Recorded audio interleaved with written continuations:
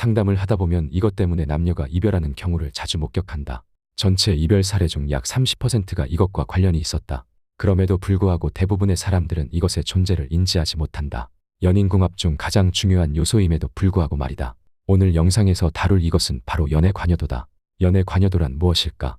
연애 관여도는 한 사람이 사용할 수 있는 에너지 중 연애에 투자하는 비중을 의미한다. 관여도의 차이는 연인 간 갈등의 주요 원인으로 작용할 수 있다. 먼저 간단한 사례를 통해 알아보자. A와 B는 연애 초기엔 아무런 문제가 없었지만 시간이 지나면서 갈등을 마주하기 시작했다. A는 매일 연락하고 주말마다 함께 시간을 보내고 싶었지만 B는 자신의 일과 개인적인 시간을 더 중요시하며 독립적인 공간을 중시했다.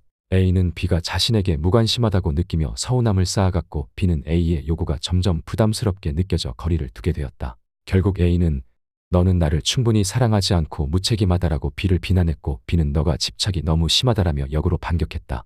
서로의 연애 관여도를 이해하고 조율하지 못해 발생하는 현상이다.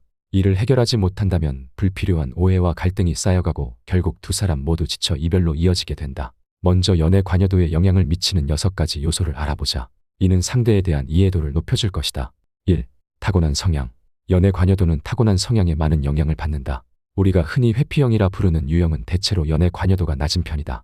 A라는 사람은 혼자만의 시간과 공간에서 휴식을 취하며 에너지를 충전하는 사람이다. 조용히 쉬거나 취미를 즐기고 자신만의 공간에서 마음의 안정을 되찾는다. 반면 B는 타인과의 소통이나 외부 활동에서 에너지를 얻는다.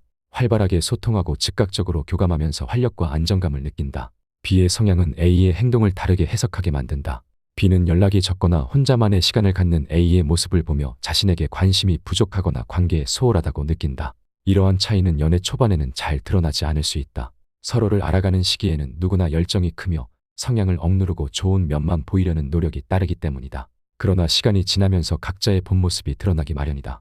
한쪽은 왜 자주 연락하지 않을까라며 상대를 의심하고 다른 쪽은 왜 나에게 계속 집착하지 라며 불편함을 느낄 수 있다. 상대가 만났을 때는 잘해주는데 떨어져 있으면 저에게 무관심한 느낌이 들어요는 이 차이로 인한 대표적인 불만 유형이다. 한쪽은 떨어져 있는 상황에서도 연락을 통해 사랑을 지속적으로 확인받고 싶어 하지만 다른 한쪽은 함께 있을 때 최선을 다하고 평소에는 각자의 삶에 집중하는 방식을 선호하기 때문이다. 이런 차이는 장거리 연애나 바쁜 스케줄을 가진 연인들 사이에서 두드러진다. 함께 있을 때는 다정하고 헌신적인 모습을 보여주던 상대가 떨어져 있을 때 소통이 뜸해지면 이를 무관심의 신호로 오해할 수 있다. 그러나 이는 사랑의 부족이 아니라 각자의 애정 표현 방식과 삶의 우선순위가 다르기 때문인 경우가 많다. 2. 나이. 남녀의 연애 관여도는 나이에 따라 다르게 변한다. 특히 남자는 20대에서 30대로 넘어가면서 연애에 투자하는 시간과 에너지가 감소하는 경향을 보이고 여자는 반대로 30대에 들어서며 연애에 대한 관심과 관여도가 증가하는 모습을 보인다. 이는 단순한 개인적 선택이 아니라 생물학적 요인과 사회적 환경의 변화에서 비롯된 자연스러운 현상이다. 일반적으로 20대의 남자는 강한 성욕과 넘치는 에너지를 기반으로 연애에 열정적이다. 이 시기에는 커리어나 경제적 책임이 비교적 크지 않기 때문에 연애가 인생의 중심에 자리 잡는 경우가 많다. 데이트를 계획하고 자주 연락하며 상대에게 헌신하는 것이 어렵지 않다. 이상적이고 열정적인 관계를 꿈꾸며 상대를 위해 시간과 노력을 아낌없이 투자하는 시기다. 하지만 30대로 넘어가면 상황이 조금 달라진다. 남자의 경우 성욕이 상대적으로 감소하고 삶의 우선순위가 변하면서 연애에 대한 열정이 줄어들 수 있다. 커리어 구축, 자산 형성 그리고 미래의 안정성을 위한 준비에 중점을 두게 된다. 장기적인 책임감이 커지면서 연애에 할애할 수 있는 시간과 에너지가 자연스럽게 줄어드는 것이다. 데이트 횟수가 줄고 연락 빈도가 낮아질 수 있지만 이는 사랑이 식어서가 아니라 현실적인 필요와 책임에 따른 변화다. 반면 여자는 20대의 자기개발, 사회적 활동, 다양한 경험을 우선시하는 경우가 많다. 그러나 30대에 접어들면서 결혼과 장기적인 관계에 대한 관심이 높아지고 연애가 더 중요한 위치를 차지하게 된다. 이 시기에 여자는 관계에서 안정감과 감정적 교감을 더 중시하며 함께 보내는 시간의 질과 빈도를 사랑의 척도로 여길 가능성이 크다. 이러한 차이로 인해 남녀 간 오해와 갈등이 자주 발생한다. 20대의 연애를 기준으로 30대의 관계를 평가한다면 여자는 남자가 자신을 덜 사랑한다고 느낄 수 있다. 그러나 이는 단순히 사랑의 부족이 아니라 서로 처한 환경과 우선순위의 차이에서 비롯된 것이다. 남자는 자신의 연애 관여도가 줄어든 이유를 상대에게 잘 표현할 필요가 있다. 여자 역시 남자의 변화가 사랑의 감소가 아니라 책임감과 현실적인 필요에서 비롯된 것임을 이해하려는 노력이 필요하다. 3. 정서적 결핍. 정서적 결핍이 클수록 연애 관여도가 높아지는 경향을 보인다. 정서적 결핍은 상대에게 더 많은 관심과 애정을 요구하게 만들며 이런 현상은 특히 자존감이 낮을수록 더 두드러진다. 자존감이 단단하지 않으면 자신의 가치를 스스로 확립하기 어려워지며 관계에서 상대의 행동을 통해 자신의 존재를 확인받고 싶어진다. 자존감이 낮은 사람은 상대의 애정 표현과 관심을 자신에 대한 평가와 연결짓는다. 상대가 자주 연락하거나 애정을 표현하지 않는 상황에서는 내 매력이 부족해서 그런 게 아닐까라는 불안에 사로잡힐 수 있다. 이러한 사고방식은 상대가 단순히 바쁘거나 여유가 없는 상황에서 과도한 결핍감을 느끼게 만든다. 예를 들어 상대가 몇 시간 동안 연락을 하지 않거나 약속을 변경했을 때 이를 개인적인 사정으로 받아들이기보다 나에게 관심이 식었다거나 나는 상대에게 그다지 중요하지 않은 사람인가 보다라고 해석하며 스스로를 비난하기도 한다. 정서적 결핍은 이런 방식으로 점차 확대되며 더 많은 애정과 관심을 요구하게 만든다. 그러나 이런 요구는 종종 상대에게 부담으로 다가온다. 상대가 지속적으로 요구에 응하지 못할 경우 결핍을 느끼는 사람은 더욱 불안해지고 상대는 점차 관계에서 피로감을 느끼며 거리감을 두게 된다. 이 과정은 관계의 균형을 깨뜨리고 두 사람의 감정적 거리를 멀어지게 만드는 악순환으로 이어질 수 있다. 특히 자존감이 낮을수록 거절이나 사소한 무관심에도 과민하게 반응하는 특징을 보인다. 상대의 작은 행동이나 말도 자신에 대한 부정적인 신호로 받아들이며 깊은 상처를 받는다. 예를 들어 상대가 바쁜 일정 때문에 약속을 부득이하게 취소했을 때 나보다 다른 일이 더 중요한가 봐라고 해석하며 상대의 행동을 자신의 가치와 연결짓는다. 이는 단순한 서운함을 넘어 불안, 분노로 이어지고 결국 관계에서 반복적인 갈등의 원인이 될 수 있다. 결핍을 느끼는 사람은 상대가 사랑을 덜 주고 있다고 느끼지만 실제로는 상대가 제공할 수 있는 방식이나 양이 다를 뿐이다. 그러나 이 차이를 이해하지 못하면 관계는 점점 더 큰 긴장과 갈등 속으로 빠져들게 된다. 4. 건강 및 체력. 건강 상태. 특히 체력은 연애 관여도에 큰 영향을 미친다.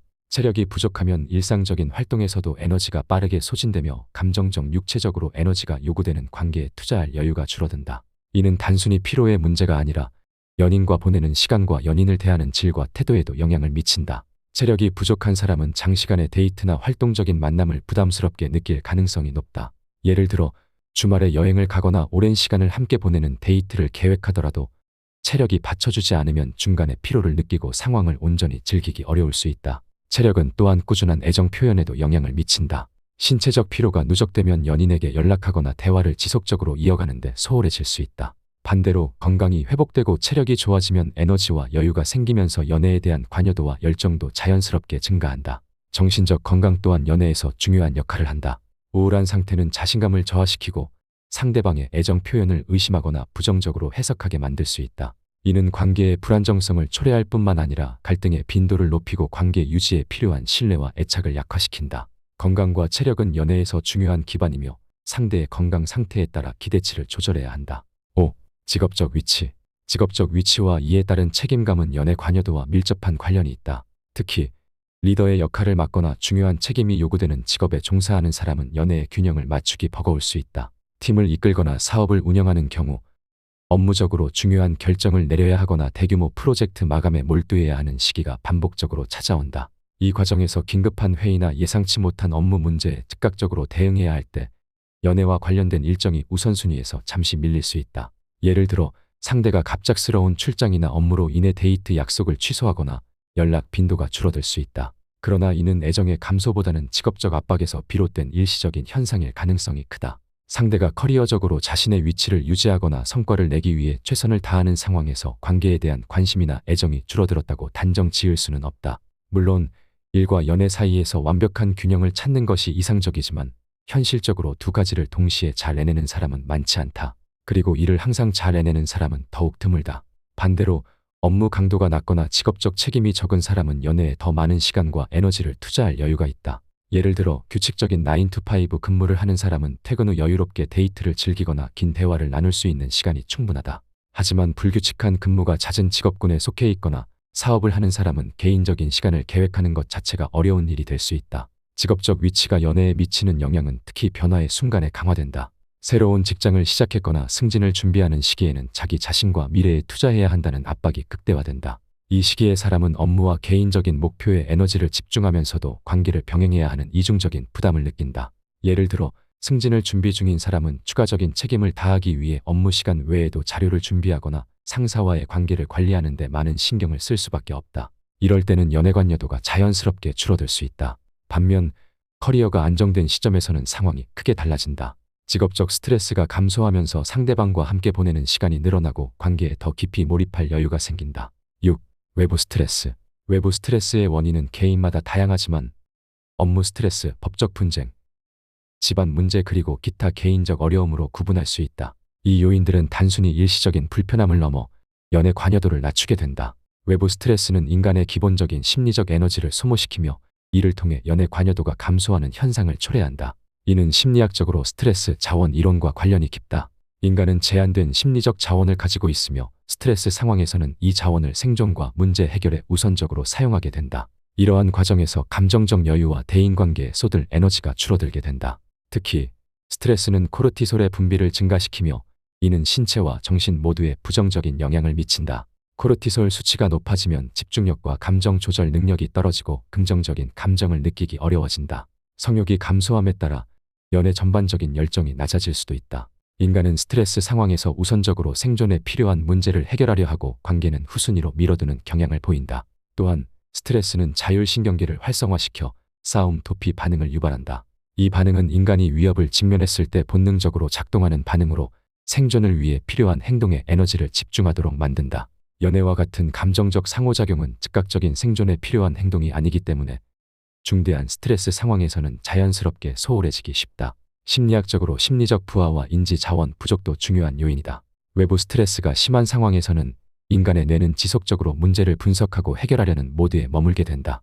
이는 감정적으로 상대에게 공감하거나 소통하는 데 필요한 여유와 자원을 빼앗아간다. 예를 들어 직장에서 중요한 프로젝트 마감이 다가오거나 법적 분쟁으로 인해 긴장 상태가 지속될 경우 연인에게 따뜻한 말이나 관심을 기울이는 것이 어려워질 수 있다. 두 사람의 연애 관여도 차이가 큰 상태라면 어떻게 해야 할까? 너무 걱정할 필요는 없다. 만약 가치관, 대화 방식, 애정 궁합이 잘 맞는다면 두 사람의 노력으로 충분히 조율 가능하다. 관계란 서로를 이해하고 맞춰가는 과정이기 때문에 관여도의 차이가 있다고 해서 반드시 문제가 되는 것은 아니다. 중요한 것은 이 차이를 어떻게 조율하고 함께 극복해 나가는지에 달려 있다. 연애 관여도가 다를 때 가장 먼저 해야 할 일은 상대의 연애 관여도를 이해하는 것이다. 상대의 입장에서 어떤 감정을 느끼는지 공감 능력을 발휘할 필요가 있다. 상대의 시선으로 상황을 해석하고 시뮬레이션 해보는 것이다. 상대가 바쁜 시기를 보내고 있거나 체력이 떨어져서 연애에 적극적이지 못할 수 있다. 이걸 단순히 무관심이나 사랑 부족으로 받아들이면 오해가 깊어진다. 이런 차이가 자연스러운 거라는 사실을 이해하고 인정하는 게 출발점이다. 다음으로 차분하게 대화하는 것이 중요하다. 상대방의 행동이 서운하게 느껴졌다면 그 감정을 솔직히 표현하되 비난하거나 공격적으로 말하지 않는 것이 핵심이다. 왜 나한테 신경 안 쓰는 거야 같은 말은 상대를 방어적으로 만들 수 있다. 대신 요즘 많이 바빠 보이던데 그래도 관계를 유지하기 위해 애쓰는 것처럼 보여 고마워처럼 상대를 이해하려는 태도로 말해보자. 상대는 고마움을 느끼면서 동시에 자신의 상황을 털어놓기 쉬워진다. 상대도 자신이 소홀하다는 것을 알고 있기에 미안해. 요즘 일이 너무 많아서 신경을 잘 못 썼어. 내가 더 노력해볼게라는 답을 할 가능성이 높다. 중요한 건 내 감정을 드러내는 동시에 상대의 이야기를 들을 여유를 가지는 것이다. 서로의 상황을 이해하는 순간 불필요한 오해도 자연스럽게 풀리고 신뢰가 깊어지며 행동의 개선도 가능해진다. 서로의 감정을 공유했다면 이제 현실적인 기대치를 조율해야 한다. 관계에서 내가 원하는 것과 상대가 줄 수 있는 것 사이에 균형을 맞추는 과정이다. 예를 들어 한쪽은 매일 긴 대화를 원하지만 다른 쪽은 그럴 시간이 없다면 짧은 메시지나 통화로라도 하루를 시작하거나 끝내는 작은 노력으로 만족할 수 있다. 사소해 보이지만 그 작은 행동이 관계에 큰 차이를 만든다. 마지막으로 나 자신에게도 공간과 여유를 주는 것이 중요하다. 상대가 일이나 개인적인 이유로 나와의 관계에 적극적이지 못한 시간 동안 내가 나 자신에게 집중하는 시간을 가져야 한다. 상대의 관심에만 의지하지 않고 내 삶에서 나를 행복하게 만드는 것들을 찾아보는 것이다. 이렇게 하면 내가 느끼는 불안이 줄어들 뿐만 아니라 상대도 더 부담 없이 관계에 집중할 수 있는 여유를 가질 수 있다. 연애 관여도의 차이는 잘못도 문제도 아니다. 사람마다 다르게 살아가는 방식에서 자연스럽게 생기는 차이다. 중요한 건 그 차이를 두 사람이 함께 맞춰나가는 과정이다. 대화하고 서로를 이해하려 하고 조금씩 타협하는 그 과정 자체가 관계를 더 단단하게 만들어준다. 우리가 다르다는 것을 인정하는 것에서 시작해서 그 다름을 함께 조율해 나가는 것이 연애 관여도 차이를 해결하는 핵심이다.